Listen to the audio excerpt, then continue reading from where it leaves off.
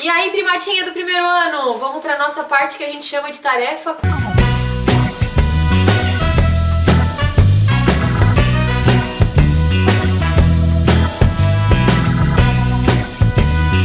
Do dia hoje é da página 25. Vamos corrigir as nossas tarefas sobre água e sais minerais. Olha só, a questão número 1, que é uma questão do Enem, nem é uma questão de biologia, gente, é uma questão de matemática, né? A pessoa coloca ali que ela está analisando uma amostra de 200 miligramas. E quando ela desidratou, ou seja, quando ela tirou toda a parte de água, essa amostra ficou com 80 miligramas. Ou seja, ela ficou com apenas 40% da massa total. Isso significa que toda a água retirada correspondia a 60%. Observando isso na tabela, o tecido que tinha 60% de água era o tecido conjuntivo, né? Uma questão basicamente matemática. A número 2, gente, falava ali que vocês tinham que descobrir ali quais eram os termos chaves, né? Quando um miócito, que é uma fibra muscular, é estimulado, a primeira modificação marcante é um grande e rápido aumento de íons de cálcio, gente. Para as nossas fibras musculares se contrair, tem que ter naquele momento liberação de cálcio, porque é o cálcio que vai fazer toda a condução ali para a actina e miosina, né, se contrair no retículo sarcoplasmático, que a gente vai aprender isso um pouquinho mais para frente quando a gente estudar tecidos musculares. Mas vamos lá. Esses íons, né, eles de cálcio também são necessários para o processo de coagulação do sangue e de calcificação óssea. Nós conversamos isso na nossa aula, né, que ele é extremamente importante na formação dos ossos e dos dentes, né? E a gente vai encontrar onde ele? A gente encontra ele, gente, principalmente no leite, em derivados do leite, na casca do ovo, mas a gente também encontra ele em águas marinhas e castanha do Pará, beleza? Pessoal, no número 3, falava ali de uma cidade que tinha adotado algumas medidas, né, para a população não sofrer com anemia. E uma das medidas bem interessantes adotada pela cidade é cozinhar em panela de ferro. O cozimento em panela de ferro induz a liberação de ferro, componente químico, né, elemento químico que tem nessa panela.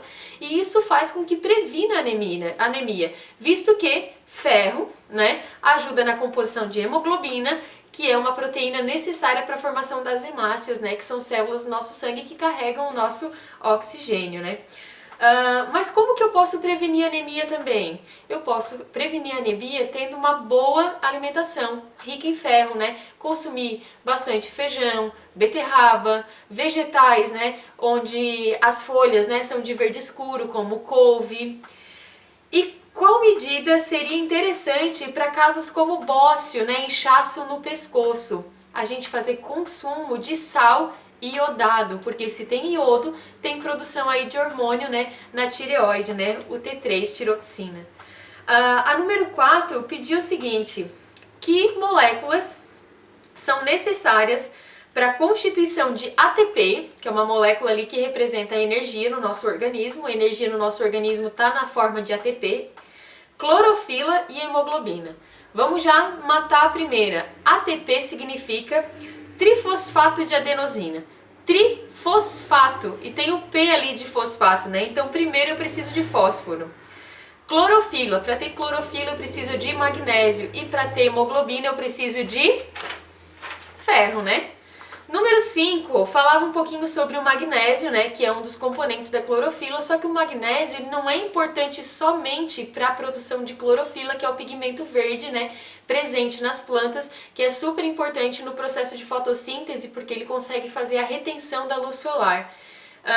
Mas o que acontece? Para que o magnésio é importante para a gente? Para a gente, o magnésio também é utilizado na contração muscular e ele também é utilizado na formação dos ossos e dos nossos dentes. Em que alimento que eu posso encontrar magnésio? Eu encontro ele principalmente em sementes de abóbora, amêndoas e avelã. A número 6, gente, vocês tinham que assinalar somente aqueles sais minerais que não são macronutrientes, ou seja, aqueles que eu preciso consumir, mas que não precisa necessariamente ser 100 miligramas diárias, né?